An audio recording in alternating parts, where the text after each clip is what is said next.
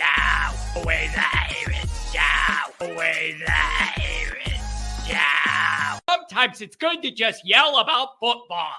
What are you doing? Don't do this to me, Harry! The Ohio State. It's Ohio State! What do you mean, the? It's a poison. I almost stroked out and died over it. I'm glad to be at the party. I'm mad we're this late. You ain't a captain of nothing but a sinking ship. That helps the defense without them even doing a damn thing. Doing a damn thing. The call-in line. 312-988-15. You tell Johnny all you've heard and seen. Oh, Irish. Oh, Irish. Oh, Irish. Oh, Irish. Irish. Yeah, that's right. That's right. This is, it's the last morning. Everybody still has all their digits and all of their arms and everything else because it's about to get stupid out there in America. Firework culture, man. I'm telling you, firework culture. There's just a certain type of dude that is like, you know what? I'm spending $2,000 at Crazy Kaplan's right across the Illinois border. And we're lighting off fireworks and I'm doing tricks and I'm drinking 80 beers and we're just going to see what happens. I like to live dangerously, says Mikey. Oh, it's going to be dangerous for sure. It's going to be dangerous for sure. It said they're called boomers. I'm telling you what. Yeah. You know what? You got to put on your firework outfit. What is that? Jean shorts, a tucked in polo, and New Balances. Let's go light off some fireworks out of my mouth. It's good to be here. Ooh, $2,000 fine in my neighborhood for using fireworks. You know what?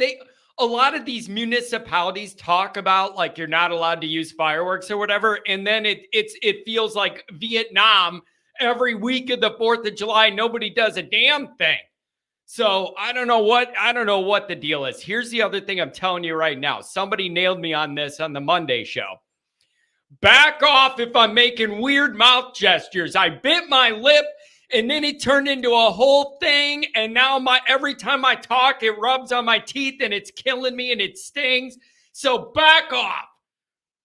I'm talking like, if you're of a certain age, you'll know this reference. I'm talking like, I feel like I'm talking like, is it Bobby Brady and the Brady Bunch when he was sitting there going pork chops and applesauce? I feel like that's what I'm talking like with half my mouth compensating. It just stings, man. It just stings. In Florida, you used to have to sign a waiver that you were using them as an agricultural thing for birds. What? Shooting a bottle rocket at an eagle's nest or what? What do you mean? What do you mean? Jay Carr.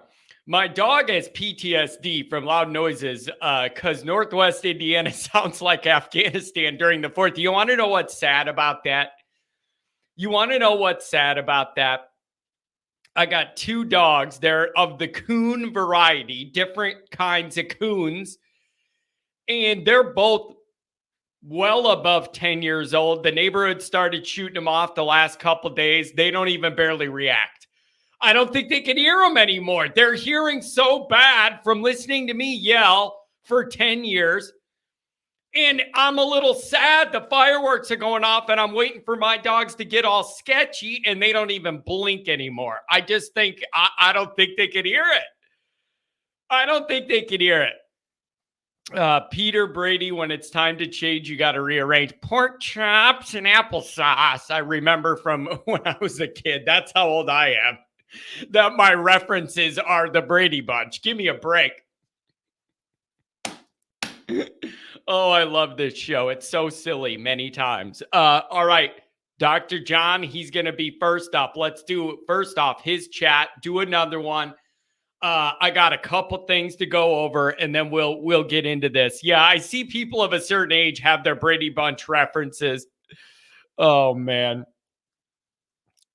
I always think of the stupid UFO episode on the Brady Bunch. I'll never forget that sound when they're doing that stupid UFO. John, can you believe we might have a top 10 receiver room? Adam, no, I do not believe it. I'll believe it when I see it. So there, how's that for an answer, Adam? By the way, again, Adam, I'm not trying to invite myself on your boat, but the people are in need of some boat content.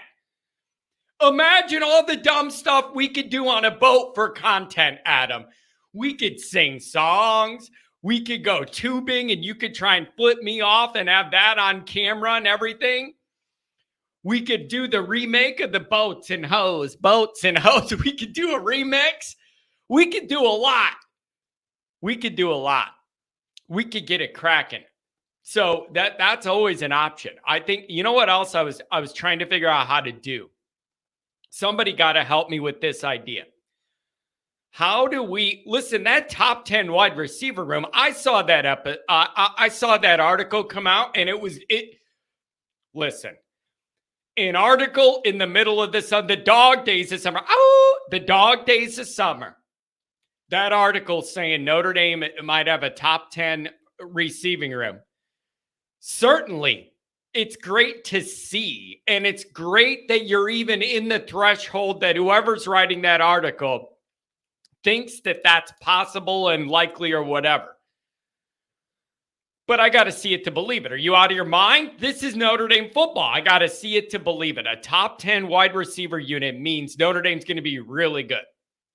Really good.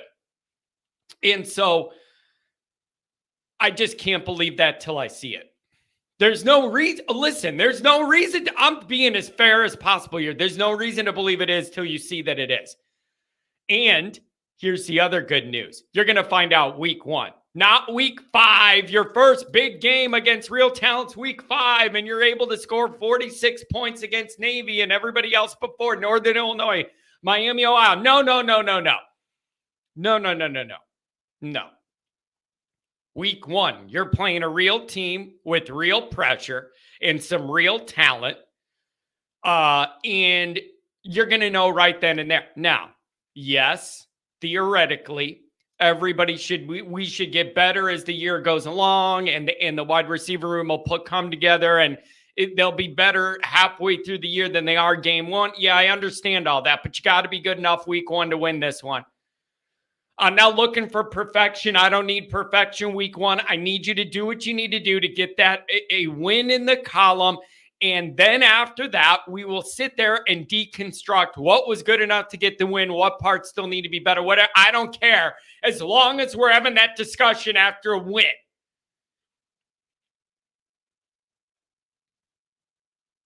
And this is something we need to go over as well. And I've really been struggling with it. I did an episode on Patreon about it. I'm really struggling with this. This is the new age. This is the new age situation. There's a bunch of people that are telling me they don't expect this A&M game to be close. They don't expect this A&M game to be close. And they think Notre Dame's going to crush these guys. And I'm getting emails saying, you need to tone it down with your wartime mentality camp preparing for A&M and quit. Why are you building up the enemy into something they're not and whatever? I don't think anybody knows how good A&M's going to be. As much as you don't know how good Notre Dame's going to be or whatever, believe it when you see it. I don't know what to expect for Texas A&M. I have no idea. I'm telling you guys, I get every time I do one of these episodes or a short or whatever about me making week 1 such a priority and showing what a big deal it is. I'm serious. I receive a bunch of emails of people going, you need to quit doing this because all you're doing is building this up bigger than it has to be, putting it in people's heads that they're a world beater or whatever. Even if their team isn't that great week 1, the environment is going to be a challenging one to succeed in. I don't understand why that's controversial at all. That blue chip ratio list we went over the other day, it had A&M. It was what? They were ranked 7th or 8th on that list with like 70+% blue chip ratio on there. on their squad.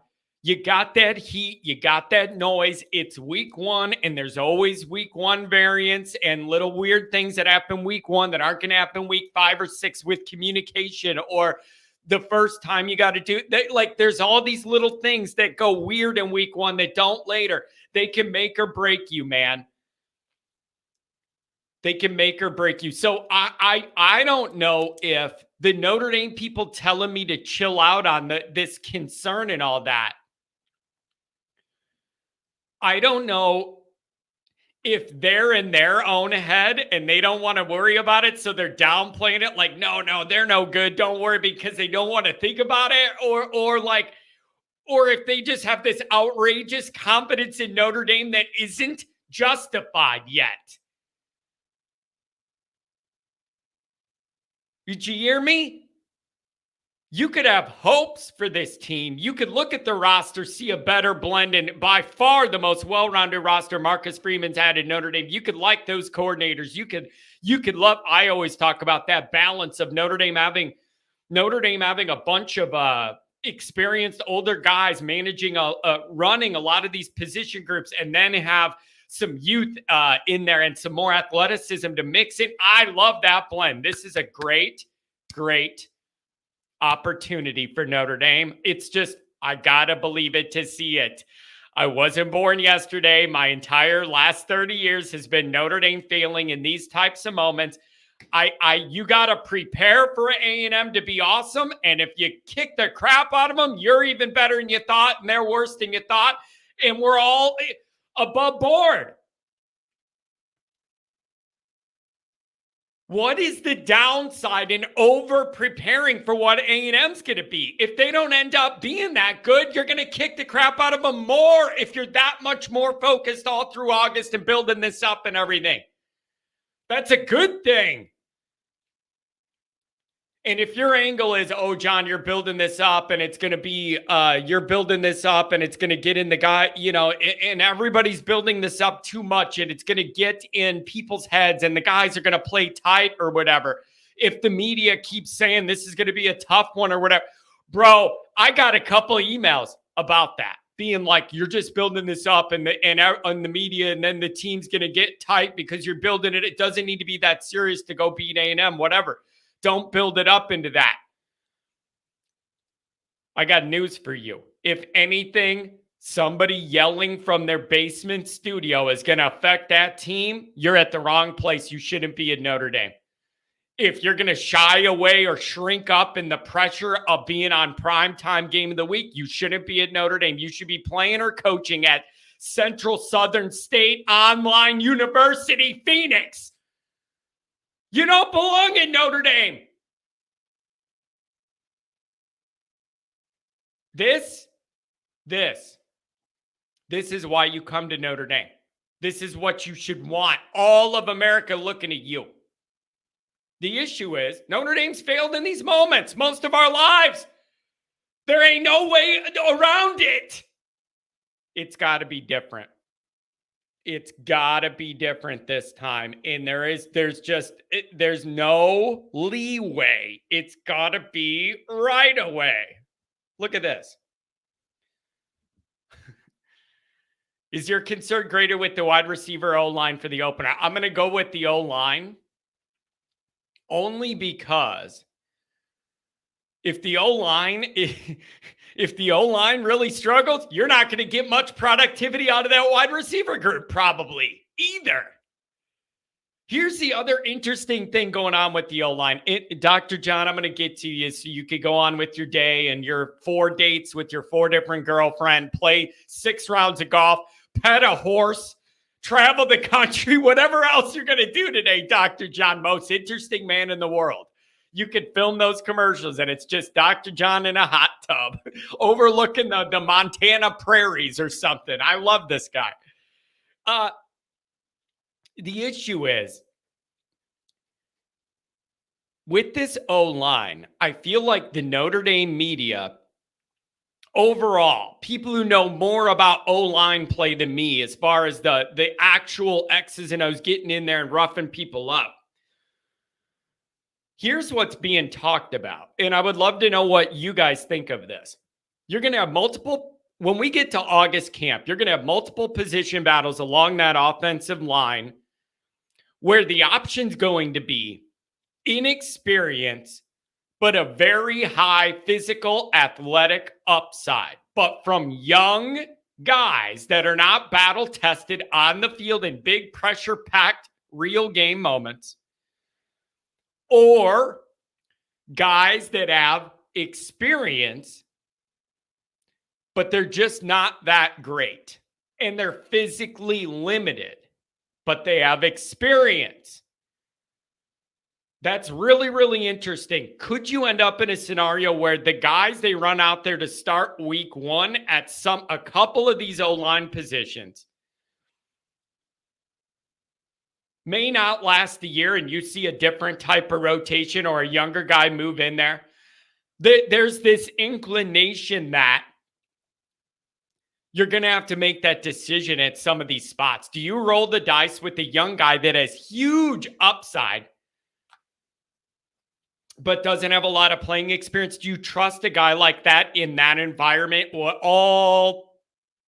All the bells and the whistles and everything that's coming with A&M. Do you trust those younger, more high athletic upside but low experience guys?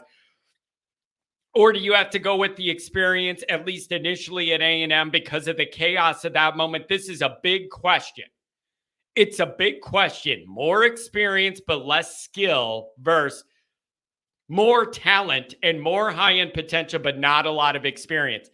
If this was Northern Illinois, if Northern Illinois was the opener, then you could run out there your inexperienced guys and say, let's see what we got, low pressure, blah, blah, blah, whatever we're going to do.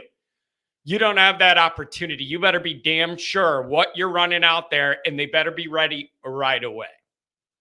Right away. So if you're asking what I'm more concerned about, I'm more concerned about the O-line, because if they don't do their job, even a top 10 wide receiver group isn't going to have time to do damage. I do admit fully, I really enjoyed seeing Notre Dame on that top 10 wide receiver list. But then the second, it was like, you know how it is on Twitter. I'm like, oh, there's Notre Dame. That's pretty nice. My second thought was, believe it when I see it. I like being on that list, but I'm not banking on it. I'll believe it when I see it. Here's the other thing I need. Mr. Passing Academy champion, by the way. Is anybody, are we talking enough about that? When you hear Riley Leonard's name, Dr. John, I'm coming to you. I promise. I'm bad at this. When you talk about Riley Leonard, ever since he's been in Notre Dame, take the injury stuff out, because unfortunately that's been the biggest news with him. What do you always hear with Riley Leonard? Tough guy, competitor, leader, big body. Okay, big body, really a genuinely gifted dual threat runner, not afraid to take it and bolt and run somebody over with it and whatever. But the one negative everyone has been talking about with Riley Leonard is, I don't know about those passing numbers. I don't know about his accuracy on the medium range and the downfield passing. That's going to be a problem. I'm telling you, all of the plus side I've heard about Riley Leonard has been about that attitude, his big frame, willing to run the ball. It opens it up when you could RPO it and have him running around, all of that. His downside has always been listed as the passing game. So then he goes into that Manning Academy against, it was like, I counted it, 45 or 46 different quarterbacks. And he ends up winning the whole event, whatever the format was or whatever. Jay, did you say it was your birthday? Happy birthday, buddy. Jay Lehman, one of the nicest people in the world. I don't have it in me to be as open-hearted and nice as Jay is every day. He's always tweeting like, do something nice for somebody, or like, here's how to be a better person, or like, when I get frustrated, I really try and just like think about what I'm at and calm down. Like, Jay, you're way too nice for this show. I love you for it. I hope it wears off on me. You're like one of the nicest guys involved in this whole this whole ecosystem here. So You got some options to make on that offensive line. I think what would make this a lot easier is if some of these decisions were made for the staff early in August, meaning you got some guys really road grading people out there and they're ready to go and they're on they're on it and it kind of solves itself. That's what your best case scenario is, right? That this problem solves itself and the best players emerge and it's not even close in August. And then that tells you you're on the right path. Where I get worried is if it feels like it's really close at multiple of these O-line competitions in August, if it feels like it's really a close one, now I got worries that they're all not that great. Do you follow me? I find it hard to believe that it's going to be really close and everybody's like elite and that's what it's close. So I just worry that like we don't have any clear winners and that tells me nobody's standing out and owning those spots. That causes me a little anxiety. And I guess I don't know, you guys, but that O-line's making me nervous. And then regarding those wide receivers,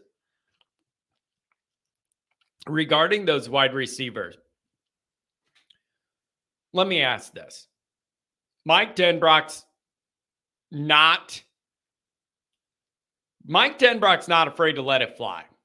Mike Denbrock likes to have a good time. Mike Denbrock likes an offense that can get up and down the damn field in under 20 minutes, which is what every Notre Dame drive has had to be able to get points on the board, like a 9-minute drive, like whatever. And feel me here. People talk about wanting to be able to control the clock, control the ball, put together an 8 or 9 minute drive or whatever, and what that does. And it keeps you with the ball, keeps your defense drinking Gatorade on the sideline, all of that. And you want to be able to possess the ball. Obviously, I understand philosophically why it's an advantage to put together long drives and do that and keep your defense fresh and all that. I get that. Sometimes that is ideal. That's exactly what you need in a given game to give yourself some breathing room, give the defense a break, whatever. But follow me here.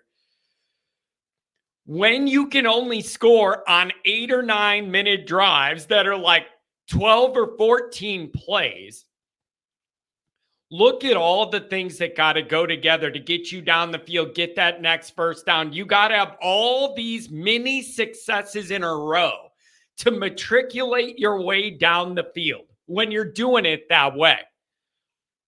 And that's hard to do, as opposed to 2 to 3 plays and we're already in the red zone because we got an exciting offense and we hit a guy on a crossing route right over the middle and they ran for 30 yards, flipped the field, and then we gashed them on a run play and gained another 25 yards, and now we're already in the red zone. Now we're cooking, and it took 1 minute and 3 plays. That has not been Notre Dame's game at all. And I wouldn't want it to always be Notre Dame's game, but you got to start seeing more of that this year. I certainly love an 8 or 9 minute drive that eats up the clock. You punch it in for a touchdown. But understand what I'm telling you. That means you got to have 13 or 14 plays all go your way in a row. I don't like the odds of that compared to like 1 or 2 great passes and you're down the field. Tell me if I'm getting wild here. Is it wrong of me to ask for a few deep shots? Jay Lehman got to run. Happy birthday, buddy. Take care. Nice guy. Too nice to be here. Let's be honest. Is it too much to ask for me to be like, can we allegedly have these fast receivers now? Is it like wild to me to expect them to like try and take some deep shots against A&M and shut that cult crowd up? I'm sick of it feeling like it's like out of control for like, oh my God, you're nuts, John. Did you take drugs for breakfast? When I simply ask, can we get some receivers down the field behind somebody sometime? Follow me here. Maybe like a contested catch down the field. Oh my God. Like, can we try some of this? Can we try some of this? Mike Denbrock's not shy with the offensive play calling. He's not shy. I'm wondering if he's going to try and let it rip and open some of this stuff up. I'm all for it, man. You got these fast guys. And the other thing too is, you need to build some confidence in this wide receiver group. There's a lot of potential, but uncertainty right now. And especially if you want some of these younger guys to be a key part of this team and build their confidence, I would let them know in August, you are going to get a couple chances to burn A&M deep in the first half of this game, and we're going to show that Notre Dame's offense is different. Notre Dame's offense is different, and you're not going to be able to stack the line of scrimmage, and we're going to run it into your strength 3 times and then bail out to the tight end and then punt you the ball again and pray our defense stops you. It needs to be much more involved than that. So I want to see some of this stuff, and I'm telling you, I think Notre Dame fans, there's going to be an adjustment. Because Mike Denbrock is not a coward when it comes to offensive play calling. Here's what you need to look out for. And this would be the ultimate sign that trouble is afoot. Ohio Pod, good to see you, buddy. Here's how you know there'd be trouble. If early on or in against A&M and whatever, you see this creativity and guys taking shots and doing all that stuff, and if it doesn't go well or we don't get it, if you start seeing Denbrock rein it back in, that's the red flag. I think he's an aggressive guy by nature, and he wants to push Notre Dame's offense beyond their present comfort zone and what we're all used to seeing. I think he wants to push that envelope, but you need guys that could do it. So that's a red flag to look for. If he reins it back in because it isn't working, that's a red flag. And then that means Denbrock's like, oh boy, this isn't LSU's talent and this ain't LSU's quarterback. We got to dial it back in. That's where you need to look out. But early on, I think Denbrock's going to give these guys a chance to shine.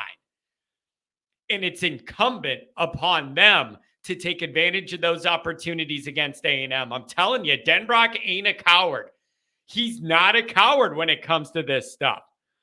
So that's my thought on that. Let's take a look at these super chats. Then we'll go to John. Then I'll come back to some of the other stuff. I talk too much. You guys ever notice that? I talk too much. 1284 holler. We're going to have to figure out what that's for. Good morning, John. Herewith my July dues, for which there is a logical explanation. There always is with you, buddy. You got it all thought out. $10 holler from the V1 rotate. My wife contributes my early air loss in my late 20s to watching Notre Dame. Pair that with watching the men's U.S. soccer team, and I may not have much time left. I don't know much about soccer other than it's too much running. But I do know that the Americans are not doing well and nobody's happy with the coach and they want that guy fired and whatever. Nobody's happy with it. I understand that.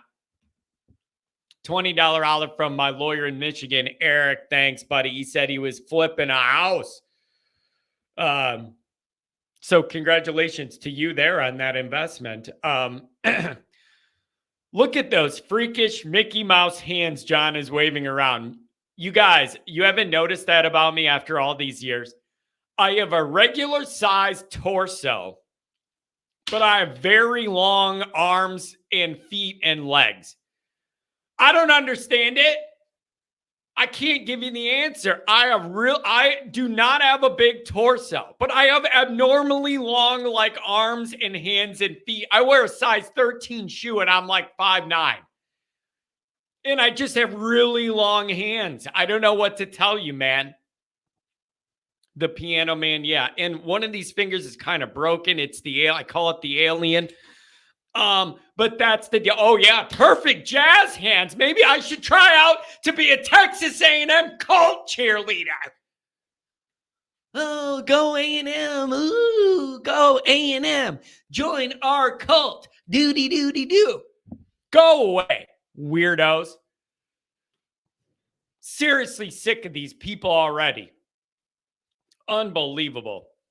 John was supposed to be 6'8", but didn't get that last growth spurt. I'm telling you, I have way above average hand-eye coordination. It's a shame I didn't get a bigger frame, man. I could have been, give me a basketball, but like make me 6'6" instead of what I am. Look out. Way above hand-eye coordination. I'm just too small. Too small to play big-time ball. You know? It was your diet. Who would have thought in your formative years eating rolls of saltines wouldn't pack on the muscle? Who would have figured? All those years I would just take pieces of bread and eat them. Just pieces of bread. A whole roll of saltines. I can't believe I didn't pack on the muscle. Eric with the $5 holler. It's all downhill after the holiday. Go Irish. August 31st will be here before we know it. I'm telling you, man. You know what I say. 4th of July is always my demarcation point. If you can make it through 4th of July, watch some fireworks, drinking a beer, you're at the light at the end of the tunnel. What is it? 3.5 more weeks. We're going to be back in camp, and then it is off to the races for the next 6 months. Dr. John. Oh, my goodness. Do we have a connection here? We do have a connection. We have a love connection, buddy. Thanks for calling the hotline. Well, let me explain that 1284. I thought about it, and I can't figure it out. I thought of it, and I can't come up with an answer. I've been thinking about it since before the show. Well, there's no way you could come up with it. Well, you think out of the box sometime. But anyway, on the 12th of this month, I turn 84. That's a good run, Dr. So there John. you go. I got to tell you, man, you are all over the place. Like, I am genuinely, like, I think you have more energy than I have. You are all over the map, man. Oh, I'm in this state, and then I'm flying to that state, and then I'm golfing here, and then I'm raising some horses over here. Like, dude, you are the most interesting man in the world. Yeah, right. Oh, I wish I was living the life you're talking about. Oh, you do. I know you do. Oh, well, I do have fun. In fact, I've got to go over the hill, as we call it. I've got to take my oldest daughter to the airport this morning. So, and that's about 20 minutes from now. But I do have an agenda, and I didn't know if you want to start with football or with you. Oh, that's up to you. It's your dime. It's your dance floor. Okay, that is totally up to you. I'm going to start with you. And after Friday or Monday's show, I started researching snakes for you. And I think I've come up with a beautiful solution. A corn snake makes a very good pet, they say. And I think, and you can get them in different hues, different colors of their skin. So there's a blue one, and there's one that's pretty much gold. And I think you should have two. You can name one Frank and one Marcus. What do you think? Dr. John, I don't care what color they are. I don't trust anything without legs. It's just a general life principle I live by. If it doesn't have legs, I can't estimate how far away I need to be safe. And I just can't do it. I can't trust anything without legs. That goes for sharks, things in the water, and snakes. I don't care what color they are. All right. I don't like them. We'll put that on the shelf. Dr. John, I don't like them. Snakes exist to do one thing, kill stuff. Literally, their brains are wired to digit. Their whole existence is based around waiting for the next time to kill something. And I just don't need that. I don't need that problem. Well, it says that corn snakes rarely bite.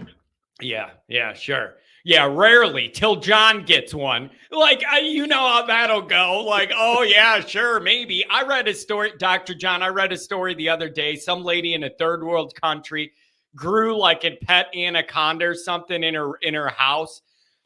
And the thing started measuring her up to eat her. It started laying by her at night. She found it laying by her at night, but not doing anything. Couldn't figure out why. And when she called like the people that know about it, they said it was laying there to measure how much space you were going to take up in its stomach while it was making the preparations to eat the owner. You can't trust a snake. That goes for Jimbo. That goes for Jimbo Fisher, Brian Kelly, or any of these anacondas. You can't trust a snake. All right. I think you could use one right now. I think you should be petting one right now. Oh, I'm telling you what, I don't like it. No thanks. Give me a dog. All right. Let's talk football. Let's. Well, you mentioned something about Notre Dame couldn't be ranked number one. I don't think the rankings necessarily have to affect the playoff. I mean, Notre Dame could be ranked number one, but Yeah. the four conference champs are still going to get the buys. I believe when Aren't the people rankings separate? Yeah, but I think that's what people are referencing when they're referencing that is the playoff part of it. Like you could be 12-0 and ranked number one in the rankings, but if practically it's number 5, I mean, that's the one people are talking about. That's the one that's going to determine who we play and where. Right? So when people talk about we can't be number one, they're referring to the playoff seeding. So I don't know how that's going to work out, Dr. John. I don't know whether this format's going to be favorable to Notre Dame, unfavorable. All of this is a bit of a trial and error experiment at first. Nobody knows how this is going to go. It's going to be very interesting. It will. I mean, you could have a couple teams getting buys and they have 2 losses. Yeah. You definitely could have that. Yeah. Well, especially when they're guaranteed to these conference members, you could definitely have that. So you could end up in scenarios where Notre Dame feels to be on paper much more deserving of a bye, but they're just not going to get it. And the next best thing is hosting a game at home in the cold against a team you're better than. That's the next best thing you could do. Yeah, I agree. So I don't know, Dr. John. I don't know. It's be fun, wouldn't it?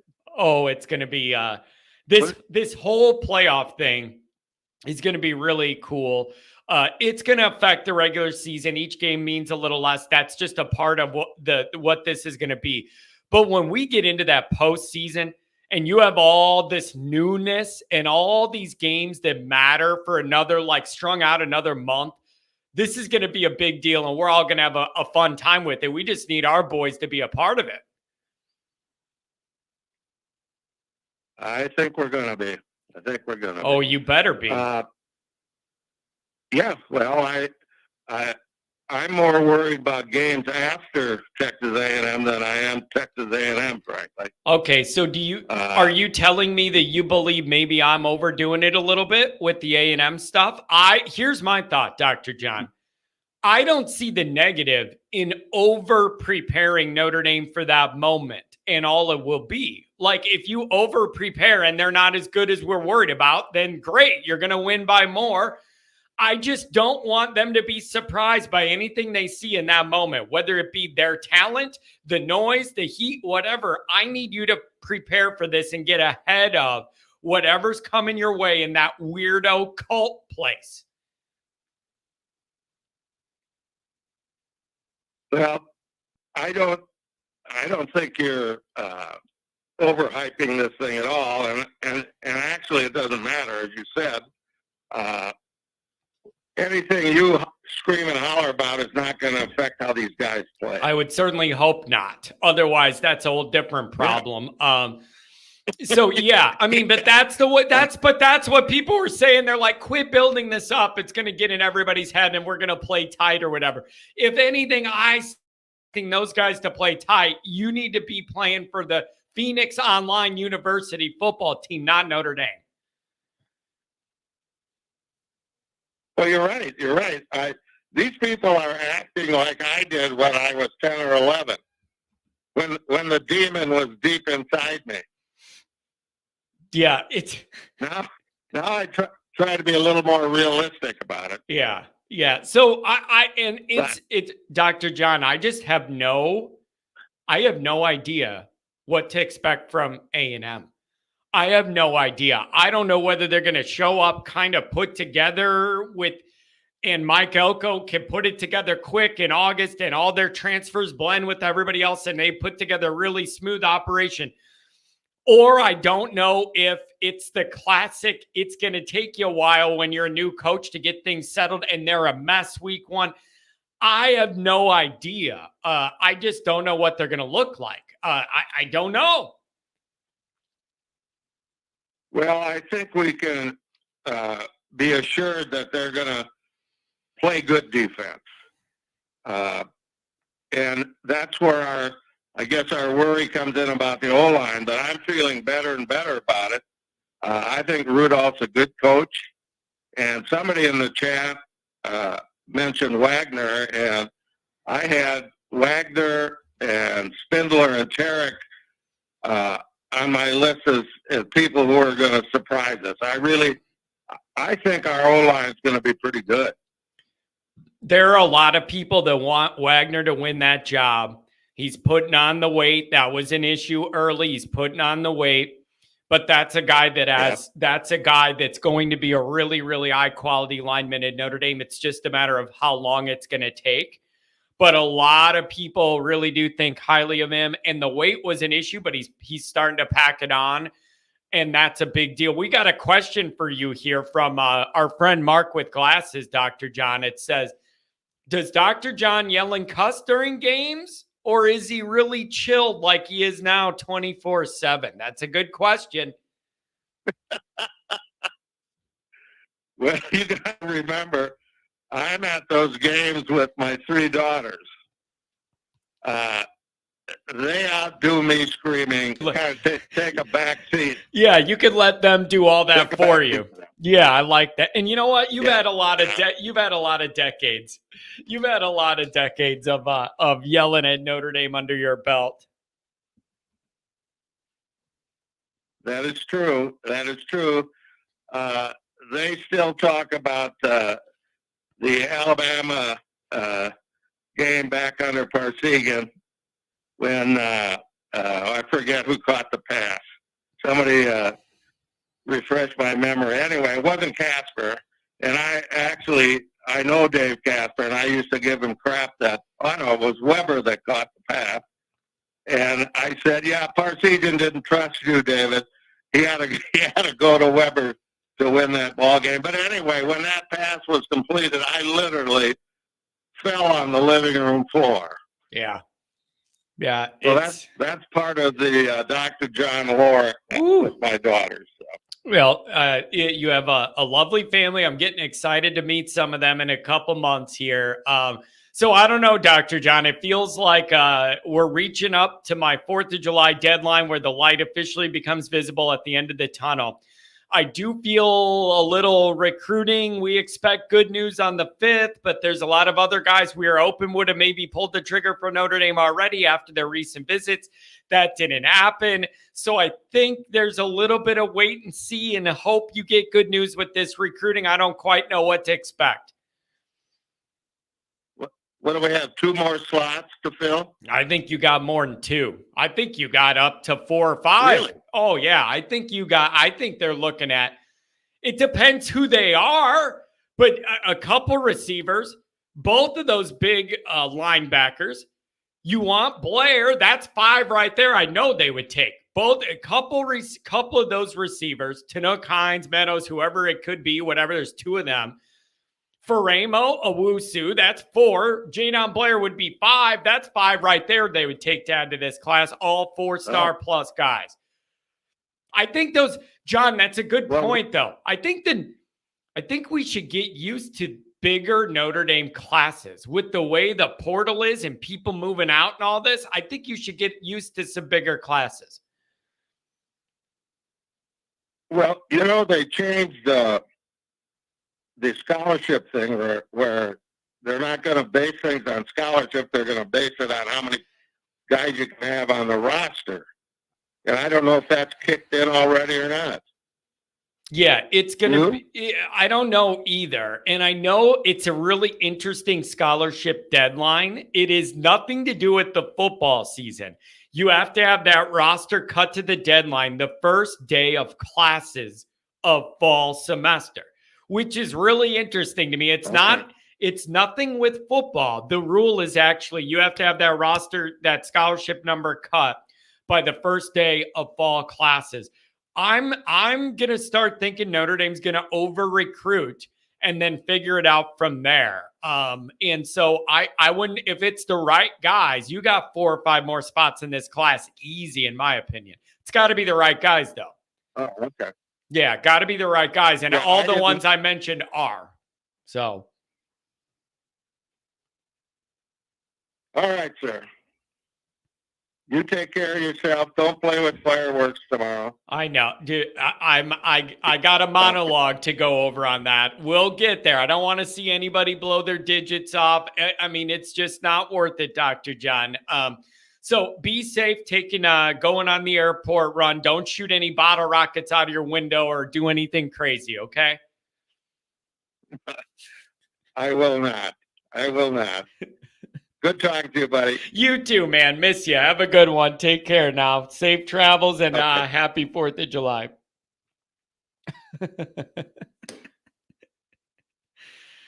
Oh, man. I'm telling you. Did you see, somebody says very nice. I love the science of barbecuing and smokers. Did you guys see that video on Twitter?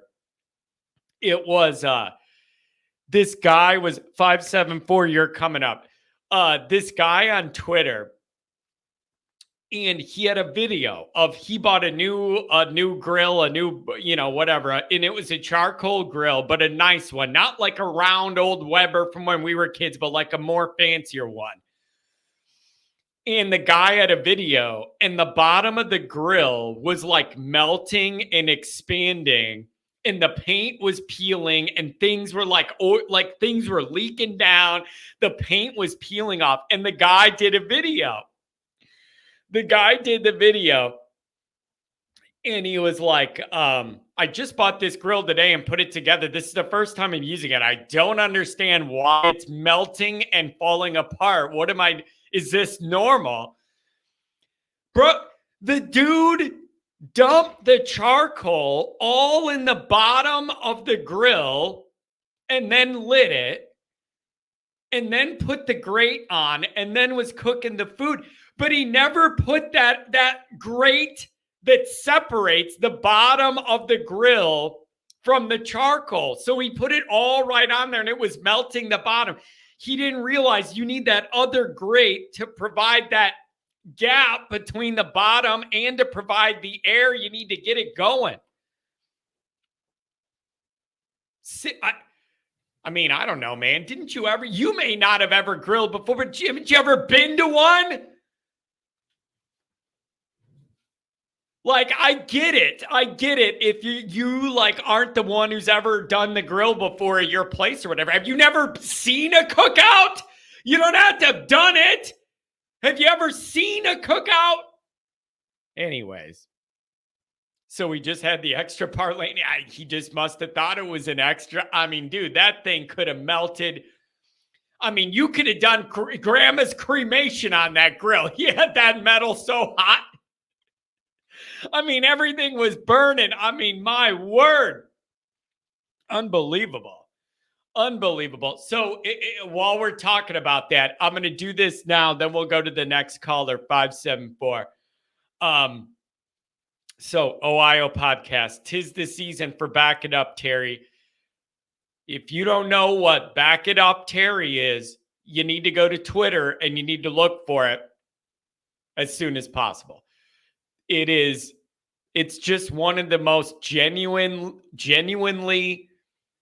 hilarious videos I've ever. It's just so funny for all the dumb, wrong reasons. I'm serious. Just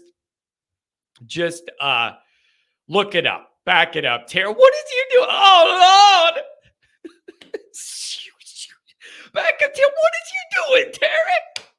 Back up, Terry. Oh, Lord. It's the guy's voice when he says, oh, Lord. And then all the rockets are going up.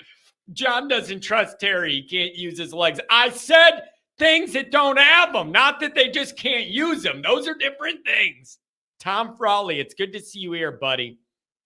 It's good to see you here. I hope you're feeling strong. Johnny knows cremation. He did that before the show. You do all realize I worked in the death business in the Archdiocese of Joliet for 11 years before I retired from that position. And here's what's funny about that. As a part of my job in my old life, I would go to these different funerals. Put it in reverse, Terry! I would go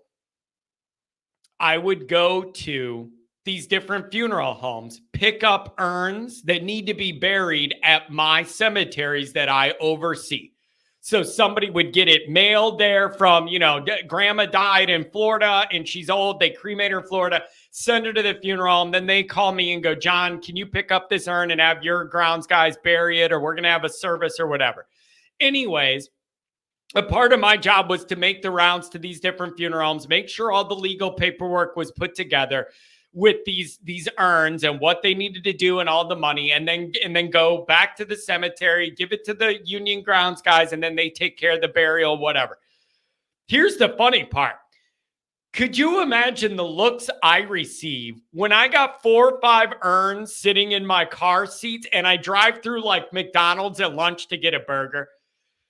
And I don't feel the need that I had to explain to every one of these window workers, hey, I'm not a death freak. I literally work in the business. These are not my friends here. You should have seen how scared some of these people were when I would pull up to a drive-thru and I would have 2 urns. I would seatbelt them in so they don't roll all over and I could keep them where I need them. And I'd have 2 urns strapped in over here. I'd have a heavy one riding shotgun. I'd have 2 in the back seat. Those people thought I was an absolute lunatic. They thought I was a lunatic. Did you ever mess with them? I preferred to not have to mess with them. Sometimes you would have people that would get like one of those necklaces where you could put some of the ashes in the necklace and like wear some of your mom around town or whatever. And then there's a little tool. You got to open up the bottom, and then there's a heavy duty bag. And then there's a little tool. You got to avoid the bone and everything to get it in there. And then it's a little necklace. I didn't enjoy that project, digging through grandma's ashes. Jesus. Lord help me. Yeah, can I get a little extra sauce for my friends in the back? Then they watched your channel and found out you were really a lunatic. Yeah, that's probably true. Geez. John deboned grandma. Be careful how you're saying that. Comes off weird no matter what. Nor did I bone nor debone grandma.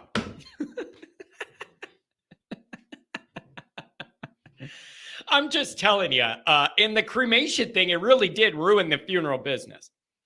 Oh, I know everybody loves it in public. It's cheaper than a traditional burial. You're not limited by time to have the burial the way you are with the casket, where in a few days you got to take care of it or you're going to have a problem.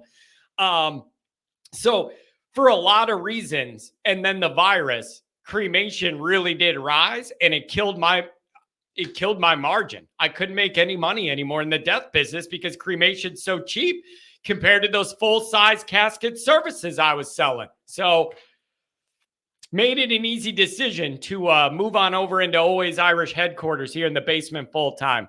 It was, I'm telling you, it was rough out there, man. Cremation. That's all anybody wants to do. Very, very good question, Eric. Any urn stories?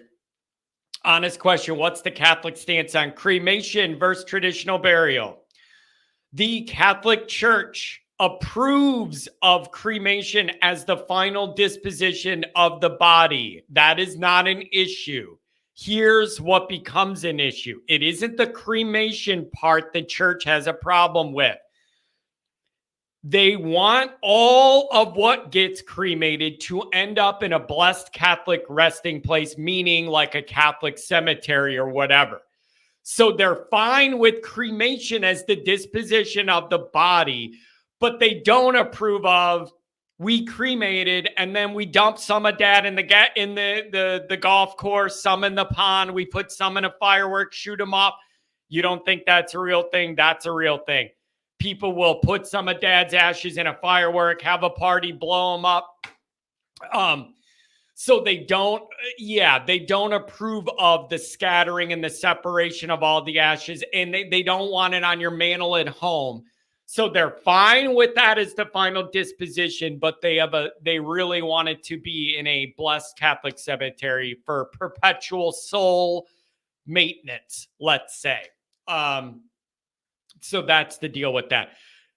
I will say, though, even halfway through my tenure, I had certain priests that didn't want to do cremation services.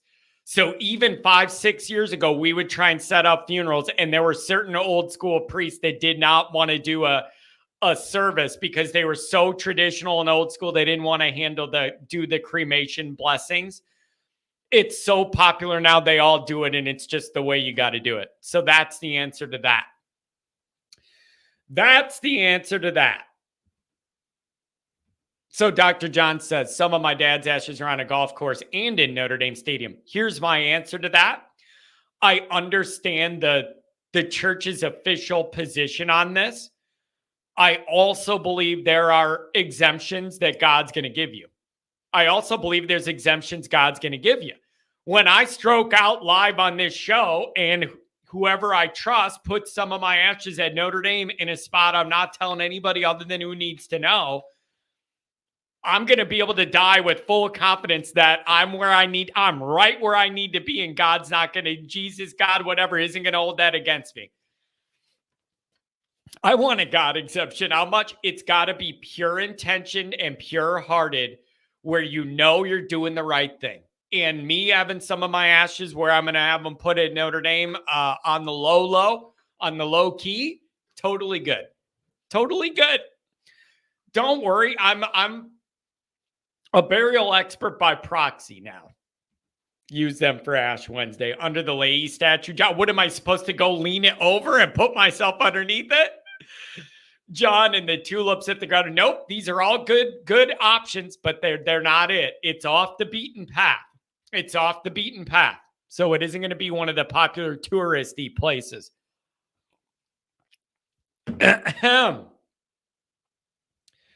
You need to put an urn on that desk behind you, and the green screen would be a nice touch. I do have a couple samples still. I got a wood sample with a nice cross. I have a couple metal ones still. I used to use them to carry things around in. I don't know. The burial industry is weird. You got to have a certain mind frame to be able to deal with all that comes with that and those problems and the way it goes. It's a very, very unique industry. You got to be a little weird. You just got to be a little weird to every day. Everything you're dealing with is death. You got to be open to that. It's not for everybody, and it will wear you down. You hear every one of everybody's worst story and the worst day of their life every single day. That's your job, is to meet with people who are miserable every single day. Not football miserable, like real miserable, life miserable. It ain't great. It's not the most fun work environment, and it's certainly not the most lively. And I mean that in multiple ways.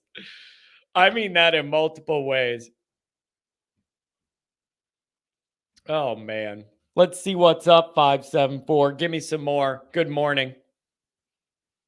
What up, John? What's going on? Not much. I just saw your jersey video, and there's actually a good, I don't know if you saw my comment, but there's actually a good reason why they make them kind of like big and awkwardly large. Is it because most Americans are big and awkwardly large? What's the reason? Good one. Good one. But how about this one? Hey, I'm awkwardly large somewhat. But how about this one? They kind of want you to be able to put it over your hoodie. I would have never thought of that in a million years. I would have never thought that would never enter my mind. Now, how would you have the numbers? Would you have them be white still, or would you have them be gold, like as the gold that you saw on the alternates against Boston College? I am okay. Listen, I think we all need to admit the white does pop off the navy really cleanly. Like it is a clean, nice, hot pop. If you're going to do gold on those sleeves, I'm fine with it. But it needs to be a more goldy gold. It can't start looking like the Y stuff where they called the gold, it was brown and they called it gold. Like it needs to be the kind of gold that the helmets are now, where it literally shines in the light and it pops. And it's that high class gold. Like it just can't be brown at all, because then it is going to blend in with the blue, the navy, and I'm not going to like it. So I'm fine with the gold ND, but only if it's the right shade of gold. It needs to pop to contrast off that navy. And you're right. We should put a shadow somewhere on that jersey. I mean, why not? I don't think you could put that Under Armour logo anywhere. I do not think that they should deserve the little V part in the front of the collar. Notre Dame's used that, and the coaches have used that very uniquely over the years with a shamrock, with an ND, with the Golden Dome, whatever.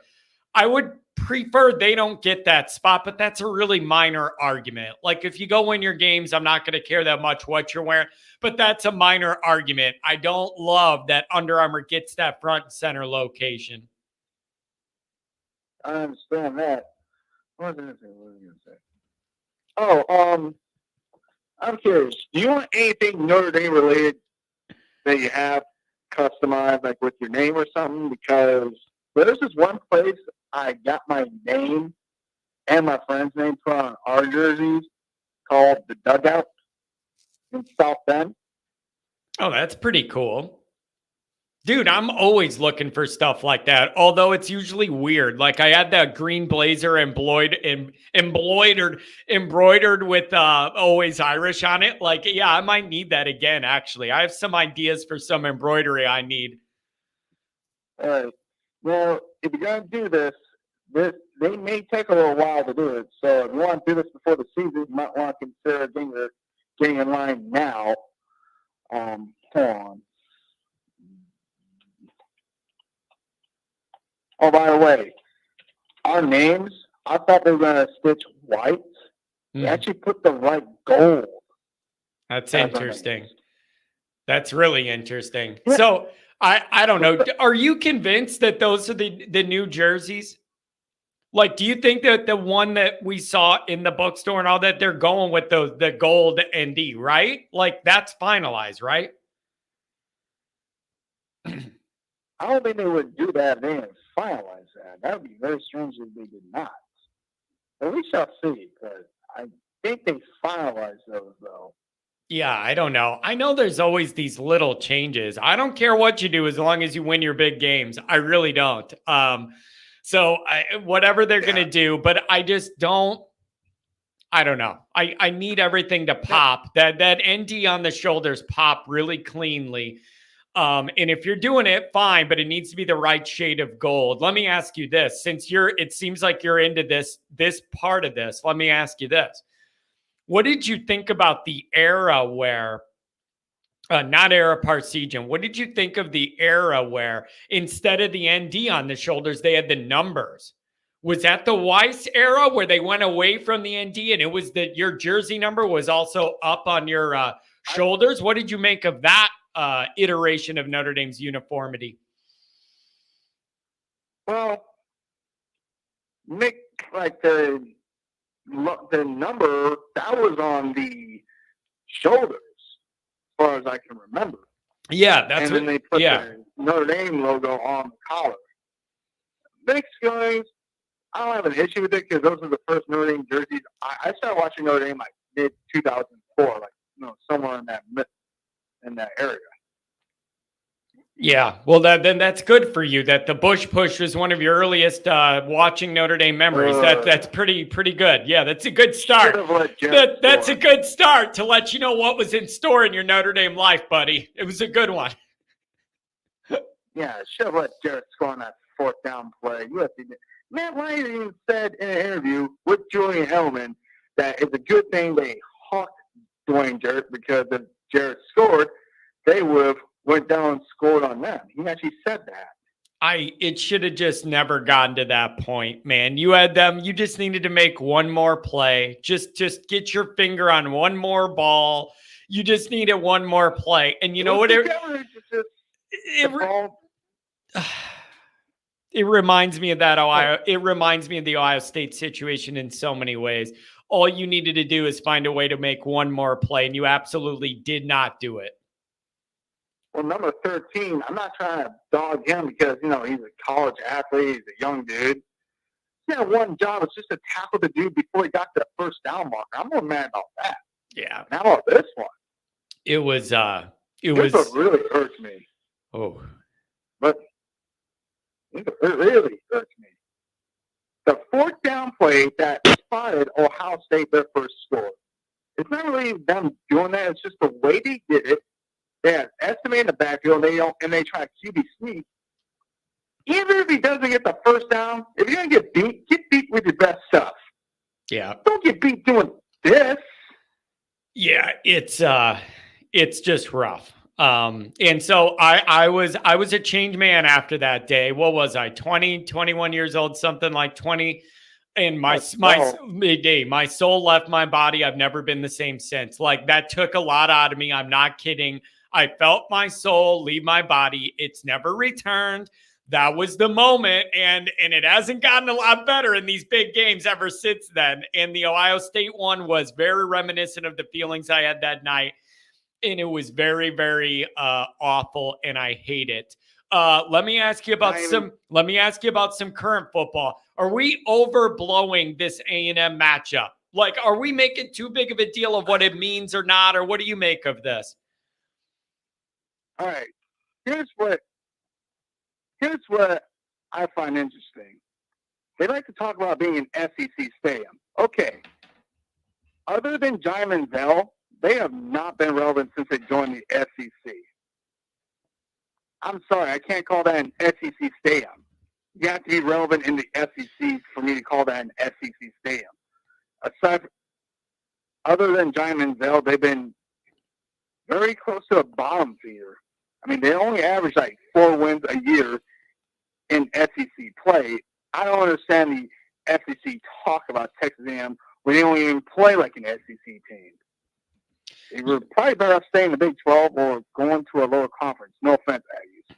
I do think that's pretty interesting. That Johnny Manziel run was really the closest they touched to being like a consistent winner.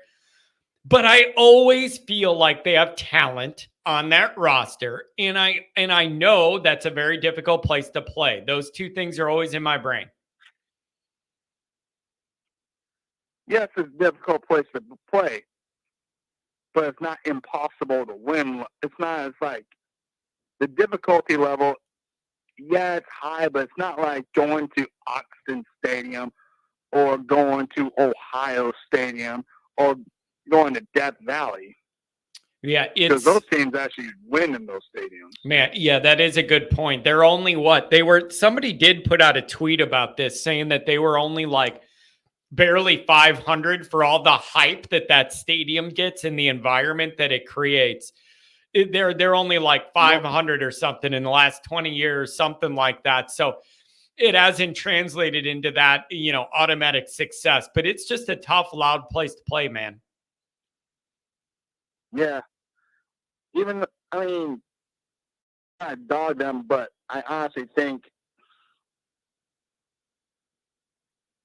great stadium, tough place to play, but other than Giant Manziel, they've been Big 12 rejects.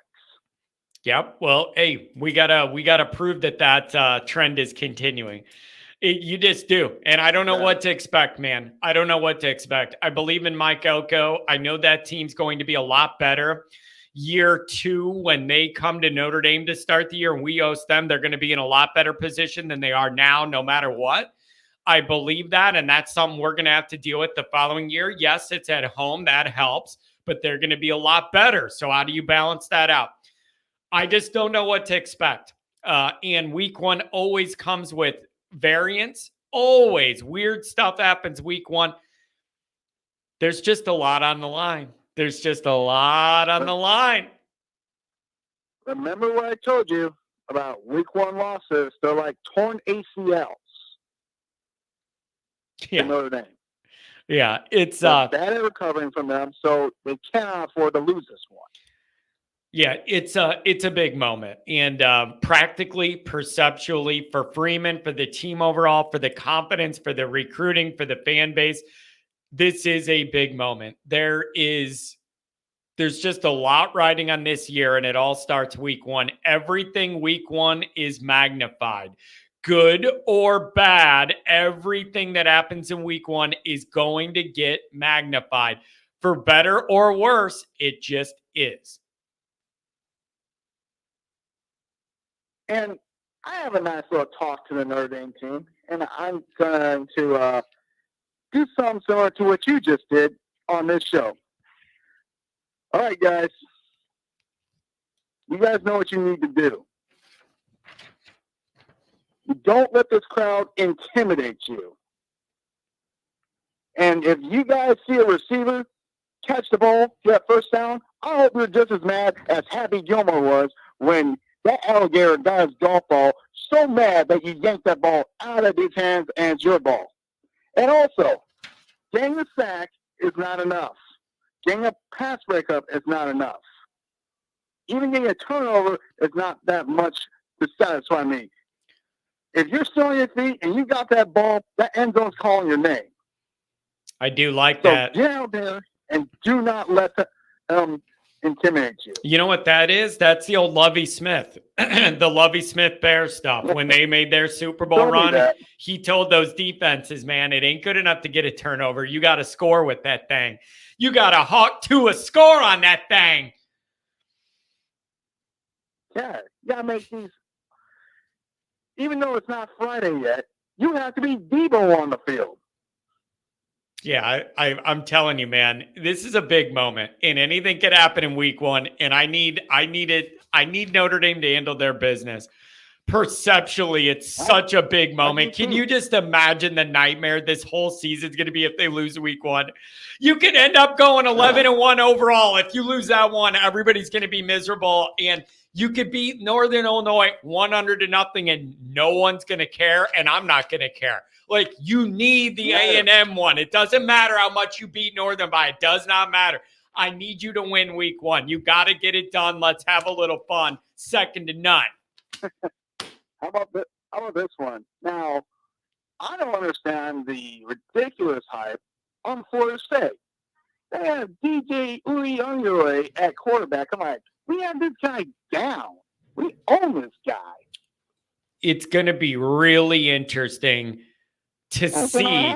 It's going to be really interesting. Like, they had it rolling last year, and everybody knows they had them rolling. They had it rolling last year. Then they had the injury. A lot of the key contributors on that team were transfer guys or whatever, and now they're gone. It's going to be really interesting to see exactly what their level is this year. And I think they bring back a pretty good O-line. It's going to be really interesting. They're another one that I really don't know what to expect from. And it wouldn't surprise me if they're undefeated when we play them. Maybe I forget who they have ahead of us, but that wouldn't surprise me at all. And that would make November 9th a very important day at Notre Dame Stadium. Force DJU to win the game, and you win the game because he's not good.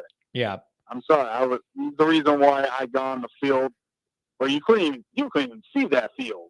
Yeah. Last time he was at Notre Dame, you couldn't see it. All right, let's try this the other way. The chat wants to know, do you think a lot of people aren't any good? Who do you think is good? Let's try that experiment. You got anything for the group? Who is good? To be honest, this schedule is the weakest I've seen in so long. I don't know what to say. So then you can say we're going to be good. You can say that we're going to be good then. It's not illegal for you to say we're going to be good. I don't know who's going to be good on the schedule.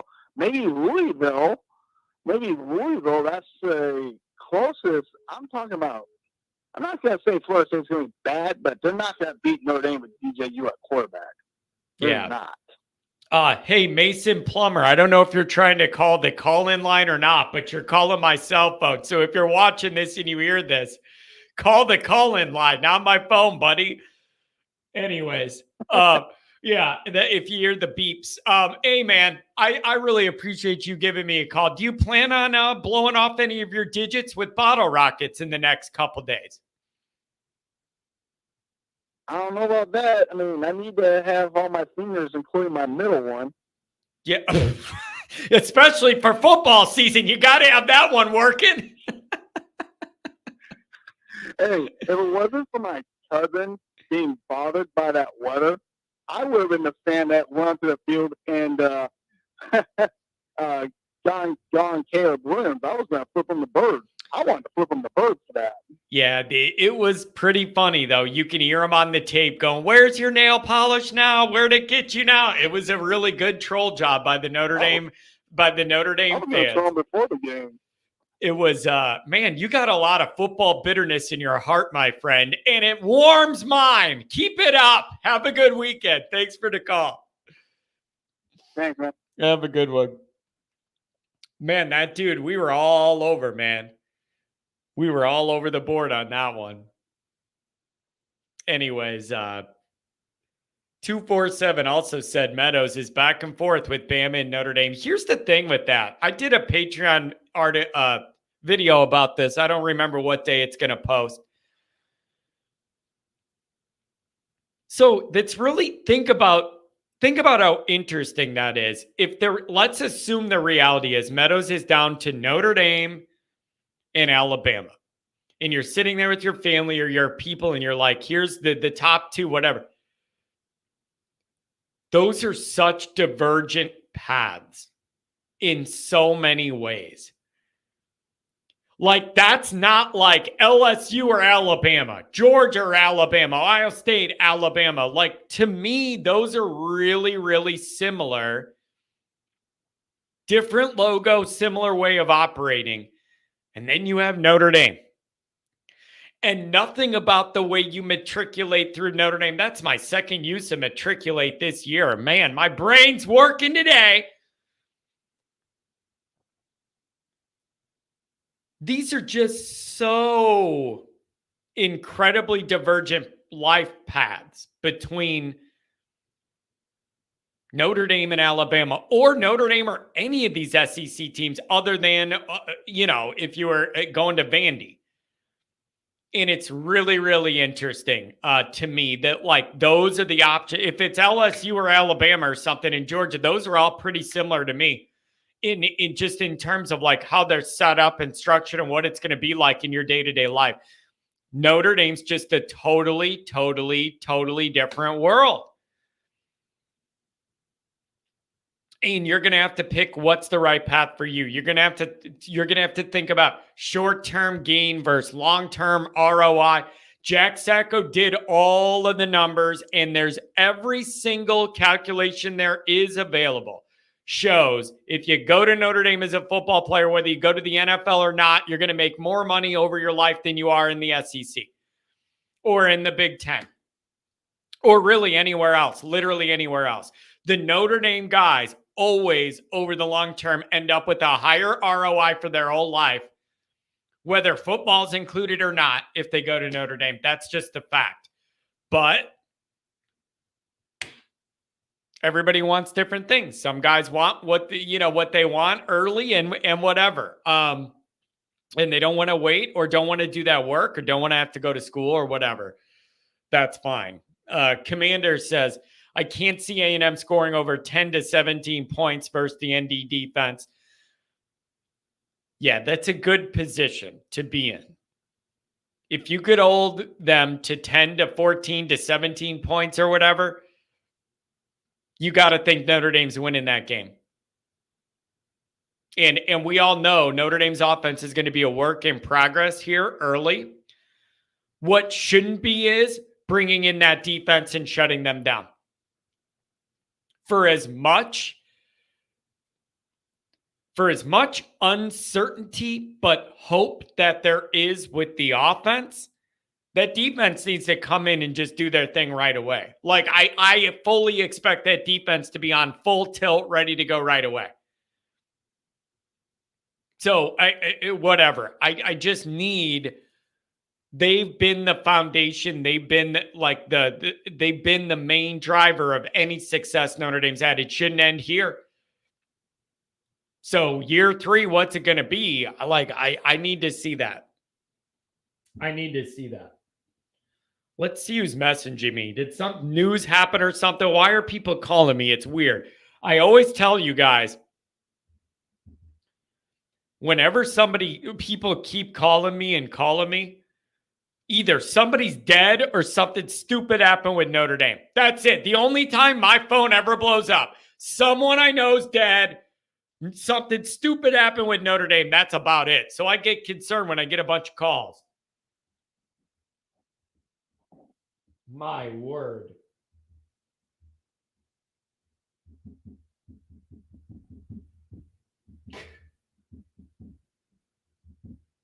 I don't know. We'll find out. Look at this from Kent. Kent's a real one. Look at this. Yeah, Jake Hart. That's exactly it. That's who's blowing me up for sure. John, just give me your ashes. I'll run with it during the game on the field and just dump ashes everywhere from one end zone to the other. 100-yard sprint, dodging security guards. You know what, man? It's really not a horrible idea. And you could have my flag. Kent could have he could have.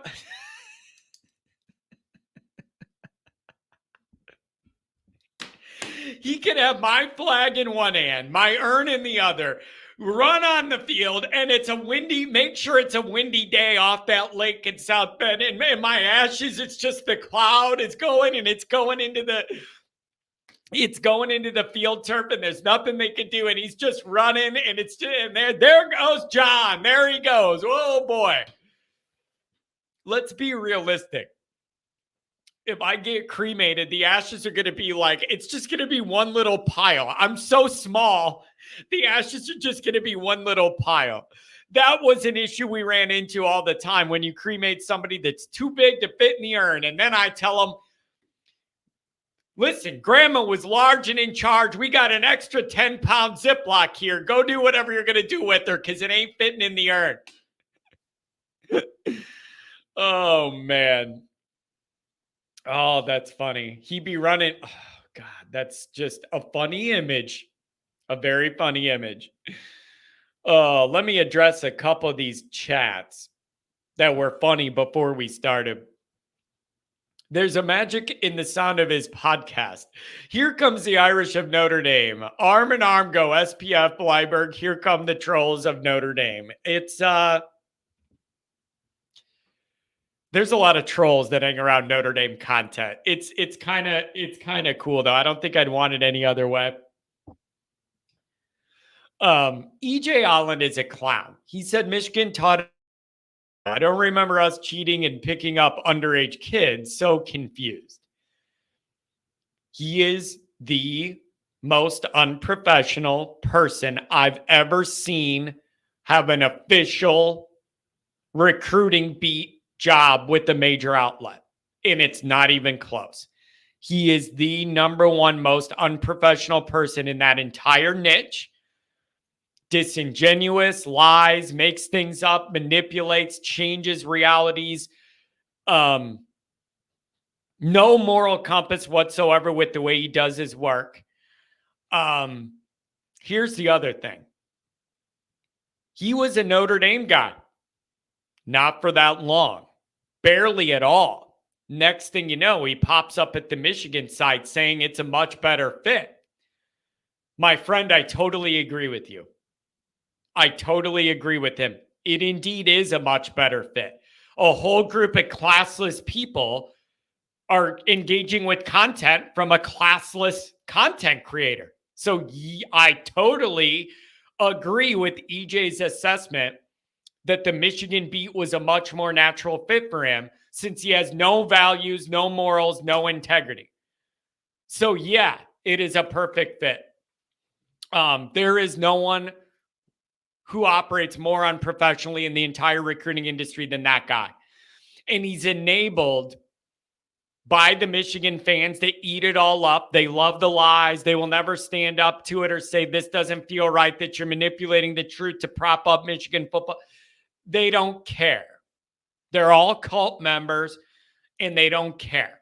But there is no one I respect less in the entire recruiting business than that guy. Also, he's kind of a scary dude. And I'm just going to leave it at that. He's had some issues in the past, like with things. He's a scary dude. I look in his eyes and I'm not sure we're all there. I do not like him. I do not trust him.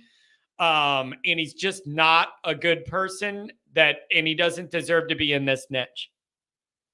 He doesn't. He has no concept of fact or truth at all in what he does. And he has such a big platform at On3 in the Michigan. They eat up the lies. And with every next lie that they eat up, their mullet grows another inch and their sister looks more attractive to them. Every story, that's how it goes. Every story that comes out on the Michigan side, it literally, their mullets grow and they're more attracted to their sister than they were before it. That's how it works. It's a very bizarre cycle there. It's a very bizarre cycle. Unbelievable. Mikey pulls. John, say Notre Dame goes 10-2 in the regular season. Unacceptable, but wins 2 playoff games. Does that redeem the season in Freeman, or is it more complicated than that? Yes, it 100% redeems the season. That's my answer to that. Like, okay, let's really work this out. Let's work this out. Say Notre Dame goes 10-2 in the regular season, but wins 2 playoff games. So what that would mean is, if Notre Dame goes 10-2, I don't believe they're getting the home game that you would get if you were 11-1 and ranked number 5 or whatever. I don't think you're going to get that at 10-2. So then that would mean you're making the playoff as a lower seed. And if you win 2 playoff games, you're beating 2 really good teams there to do it. So yes, that totally redeems the season and the 2 losses will be forgotten. However many losses you have, you need to make the tournament. Now, the tricky part with this is, here's the issue with this theory, Mikey. The issue with the theory is, many people believe if Notre Dame goes 10-2 with this schedule, there's probably no way they're beating 2 of these really good teams in the playoff. That's where this would be a surprise. If you go 10-2, a lot of people aren't going to figure Notre Dame has it in them to beat those top teams in the playoff. So that's the argument you're going to get here is a 10-2 Notre Dame. I don't see beating 2 of these top teams, especially if you're not getting the home round 1 game. You're probably not going to be good enough to do that. But then again, you could turn it on all and do that.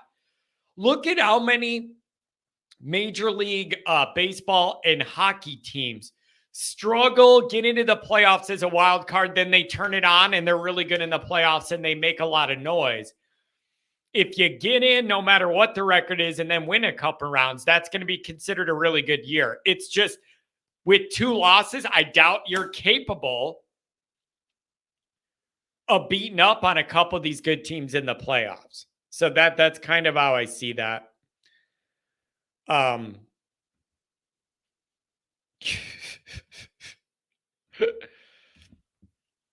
John, if Notre Dame hosts a first ever playoff game, you have to go, right? I've been thinking about this, how to handle this. Maybe there's a scenario where I can go to the game, do the reporting part from the game, and get in there with the media credential or whatever. Maybe I could do all that night. And then maybe it's just the next day call-in show. I don't know. I can't travel with my mixer and the second screen I need to set up the call-in show, do all that. That's tough. That's not going to happen. It's just not practical. I don't have the setup. I don't have the equipment I need or whatever. I need to figure out a way to be able to get there. Maybe we just do the call-in show the next night, whenever it is or something. And then I could be there, write my stories, do all that. And then maybe we do that. I don't know. But I'll tell you this. I want to have that problem. Look at this. Really hope John starts the show by lighting a firework off in the studio. That'd be electric. Yeah, it would be genius. It would be genius. It'd be good for the ratings. Unbelievable.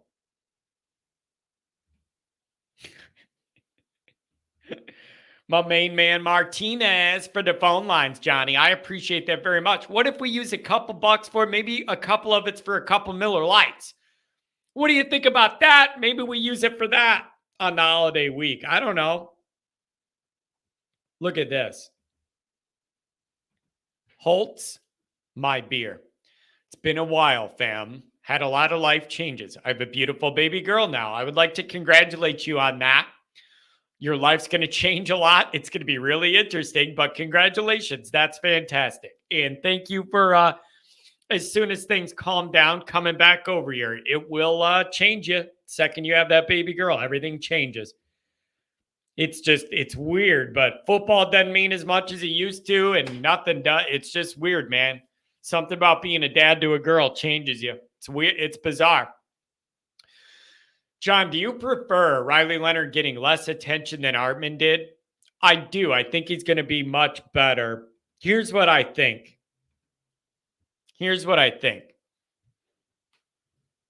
Who's trolling?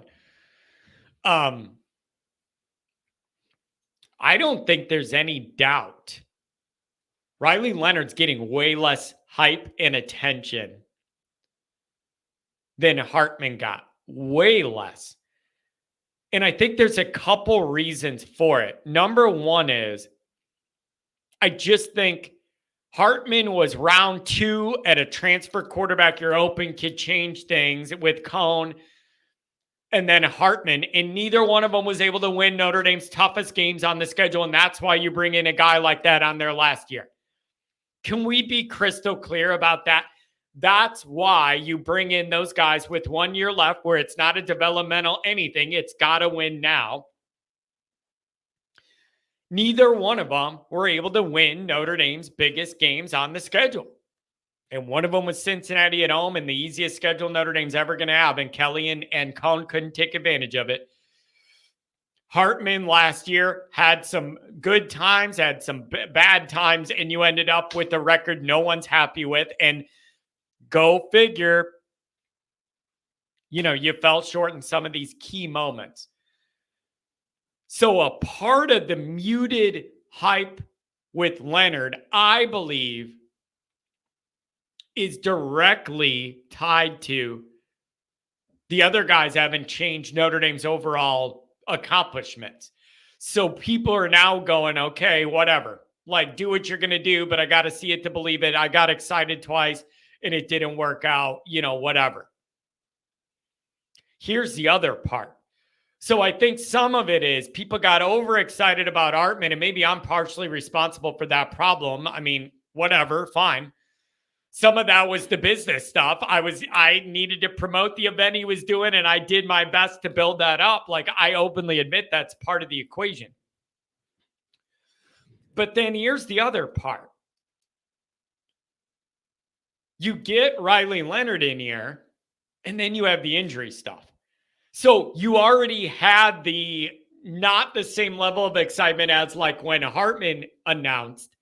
Then you add in the injury stuff and not really being able to see him develop all spring with the guys. And I think you ended up with Notre Dame fans being like, okay, this is off to a really rocky start. Let's see what we get out of Riley Leonard, but I just can't count on it, you know? What is this? John calling others troll is funny. You're the troll that brought us here. Man, let me tell you this. There is an art to trolling.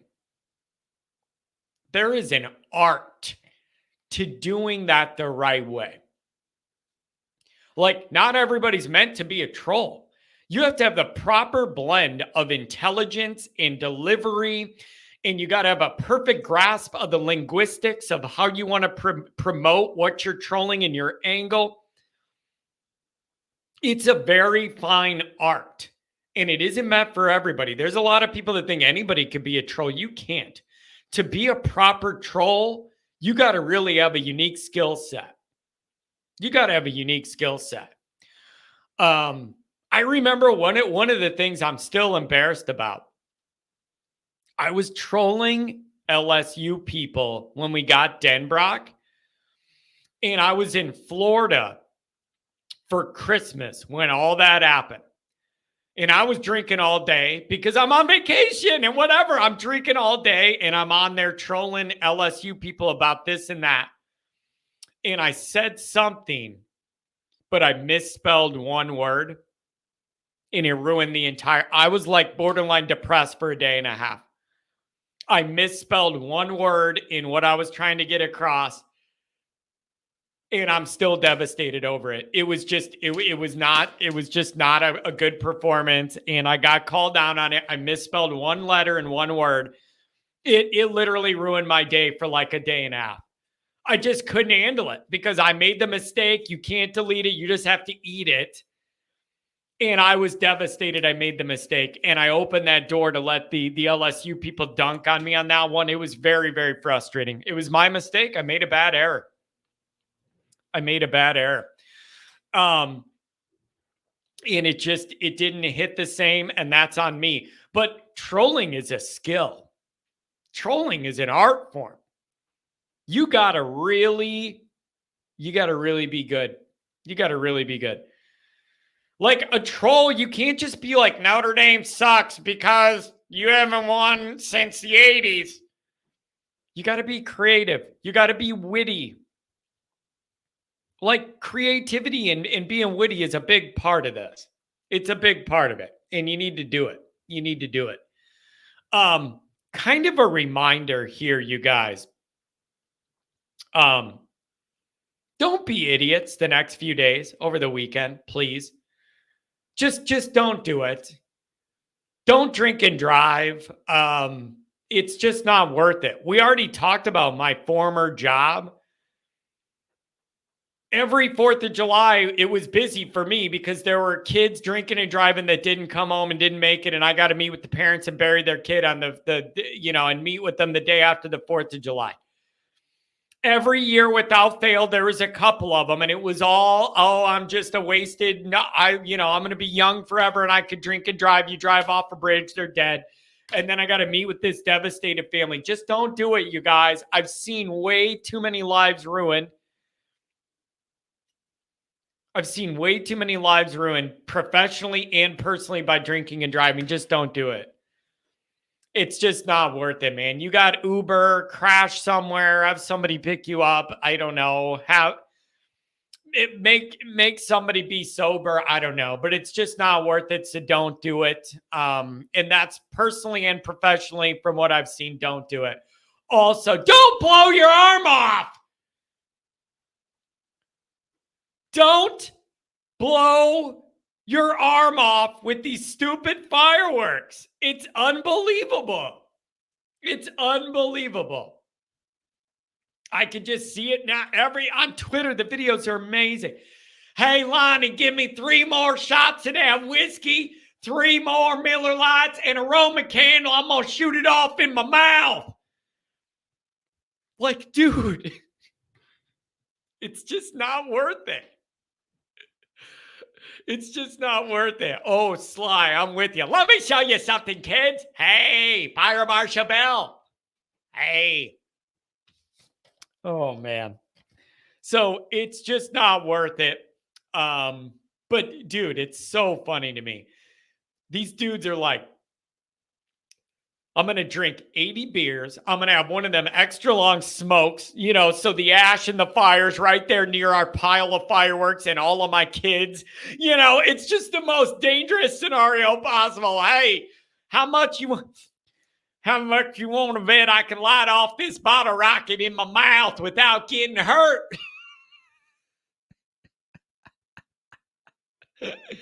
My Mount Rushmore of beers. Give me 4 Miller Lights sitting up there, nice and cold. I'll drink them all. I'm getting sick of you beer snobs and all that, man. I really am. I'm getting sick of it. Oh, John, you have poor taste. Give me a break, man. Sorry, I'm not one of these hipsters sitting at the corner bar, waxing up the edges of my mustache and wearing my old school suspenders and acting like I'm cool. I get sick of those guys looking at you. Oh, this beer. Ooh. Oh, this beer. I could smell the hops, and then I gotta re-spike up my mustache here. Ooh. Hipsters. Somebody said, do the Coach. Oh, good one. The IPA snobs or whatever, dude. Can you just let somebody drink whatever they want to drink? I don't understand why I need to hear that. SPF says, chill with the accent. It's really not funny. Let me tell you something, SPF. I do not care what you think. And let me tell you something else. I don't care if nobody else thinks it's funny. I have fun doing it. And I value what I want to do more than what you think, especially when you're not even a Notre Dame fan. Are you kidding me? Doing accents is fun. I don't care if you don't even like it. If you don't like it, I like it. How about that? Coach, I'm over the bottle rockets. I'm over the LSU. We go down there, beat Alabama, and if we do, we go in the locker room. I'll shoot off Roman candle, LSU, Alabama, Georgia, LSU, shoot off rocket, bottle rocket. Who got that mortar, that quarter stick of dynamite? I'm going to eat it in my mouth and it'll blow up inside me, but it won't even hurt me because I'm not even human. Anyways, so you got that. Coach O is cool, man. Dude, I always kind of like Coach O. And you want to know why?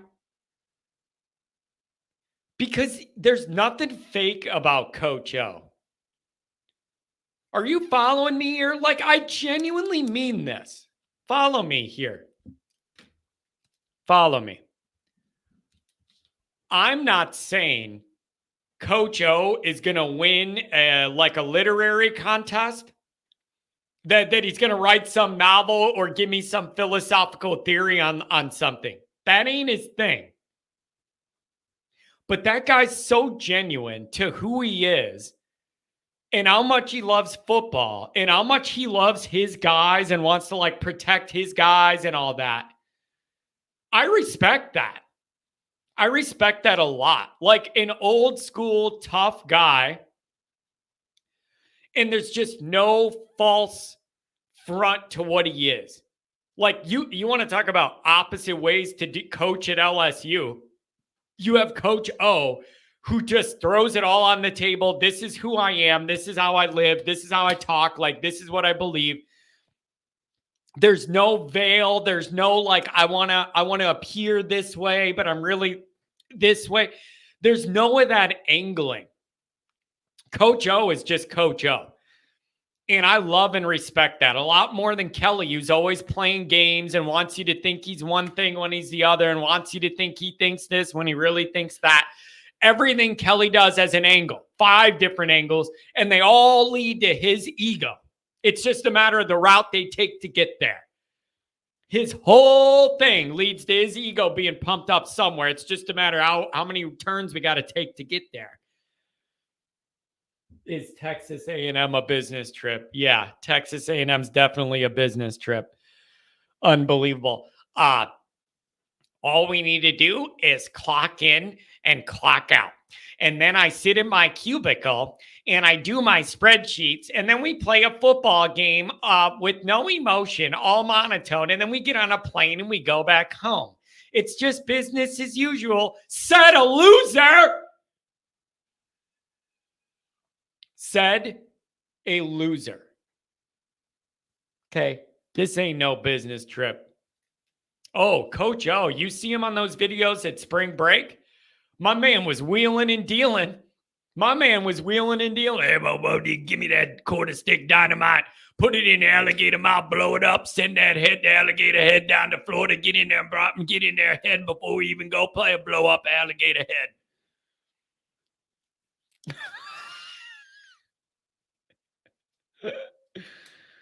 Oh man, same old. That's fine. You don't have to be here then. See ya. You're gone. You're gone. That ND football troll account, he's gone. Like, I tell you guys, there's levels. I tolerate a lot. I'm open to a lot. But if you're literally going to come on here and just like directly rip me to my face, you're gone. So that dude's gone. He could create another account, fake Notre Dame fan account, and come do whatever. But like, you have to understand there are limits to when you try and troll me. And if you're literally just going to sit there and be like, John, your program sucks and you're bad at what you do, you could just go somewhere else. That's different than I disagree with your football take. Here's why. So that guy can go. Fun fact, guys, Notre Dame has not won a championship since Ronald Reagan. You want to know what's really funny about that? Stop pump faking. There's a lot of irony that Ronald Reagan was the president when Notre Dame won, considering Ronald Reagan played the Gipper in Newt Rockne All-American before he was the president. Am I the only one that's thought of this? That Ronald Reagan, what are the odds Notre Dame wins their last championship with Ronald Reagan? And back in the day, he was playing the Gipper in a Notre Dame movie. There's a lot of synergy there. Pat, you don't count. You got to be a real troll, not a fake one. Pat, you don't count. That's for sure. Pat, you golfing today or what, buddy? Get out there on the links. Coconut Dreams, $5 hour. Friday night, 8 p.m. Are you going to bring a cake and a little football bitterness to Bogsy's birthday party podcast, John? I don't know. We'll have to see what's going on. Friday night, 8 o'clock. Wow. Man, maybe we can light off some fireworks, a little of that.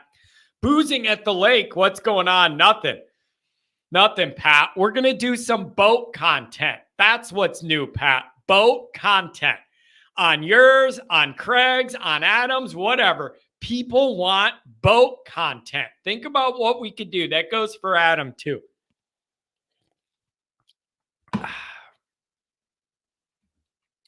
Ohio, you're a good dude. I like you way too much than I've ever wanted to. And I admit that, and it's a compliment, but I do. I like you way more than I ever wanted to. Big compliment. John, how dare you make me come listen to your show and then make me troll everybody, especially not being an NT fan. I know. The funniest is people that are in your chat and they're like, this show sucks. You suck. You don't know anything. You don't have anything interesting to say. And you suck. And I hate your show. Why are you here? Why are you here then? Look at this. Doc Jack. I don't think I recognize this name. Is this a new one? Brian Van Gorder is the greatest coach in the history of Notre Dame football because of his innovative defensive strategies. Though unconventional, single-handedly transformed the team into a powerhouse. I see somebody started drinking the beer early on the 4th of July. Holy cow. My word. I'm going to tell you this. BVG had one shining moment. The whole Texas, fist pump thing, that was like a moment. And you get the meme off it and all that. That was a moment. But the rest of it was just, you know what he looks like? When you look at BVG, he reminds me of like every high school PE teacher that takes themselves too seriously and thinks they're like cool, but they're like 45 and not cool and not modern and not with it, but they kind of carry themselves as if they are. He reminds me of every like tough guy wannabe PE teacher / junior varsity football coach. That's what BVG reminded me of. The weird the sport glasses and just all of it, man. And the beard and all of it. Just like, I'm so football-y. Yeah, other than the part where your guys can't tackle and stop anyone. Other than the part where you can't stop anyone. Do you remember that Duke game that year? Oh my word. Help. What else did I want to go over here?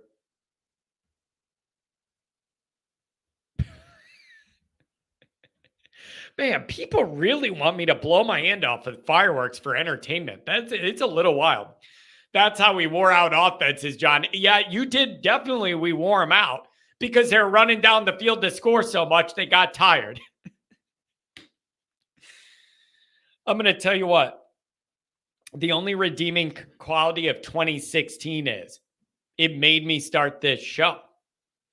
I will always be indebted for the 2016 season. It's the only reason I started this show. It was so bad. We were failing so horribly. The main media was not covering it the way I thought it needed to be covered. They were not asking the tough questions. They were not telling any hard truths. And I couldn't handle it anymore.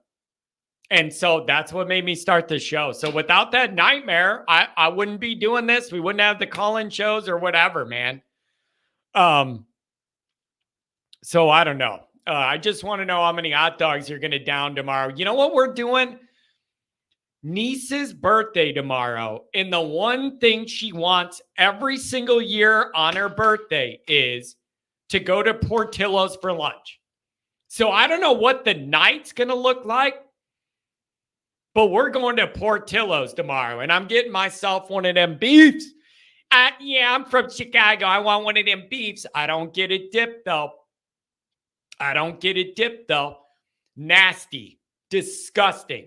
I cannot understand anybody that takes a perfectly fine piece of bun bread and then dips it in all that juice, the au, whatever you want to call it. And then the bread's all soggy and it's falling apart and it loses its structural integrity. And then the other thing that's gross is it kind of starts to blow up and get all wrinkly when it's wet. I can't even, not only can I not eat that, I can't even look at somebody else eating it. It's that disgusting. Who in life wants your buns soggy? It is a sign in every area of your life. If your buns are soggy, something's gone horribly wrong. So you get a regular bun, and then I want him to shake that beef out. I don't want all that juice soggy in my buns. Put it back in there with some cheese fries. That's what I'm talking about, man. But I don't do the soggy buns, bro. I just can't do it. So yeah, it says juice, John, whatever, AUJUS, whatever that is. no juicy bun, and you know my deal with burgers and all of that. I mean, you know the deal, man. I don't need any condiments sogging up my buns. I can't understand how anyone likes that. I just can't do it. I can't do it. All right, people. That's going to be it. Mark, that's different and for a different reason. You know that's not what I'm talking about. Different reason.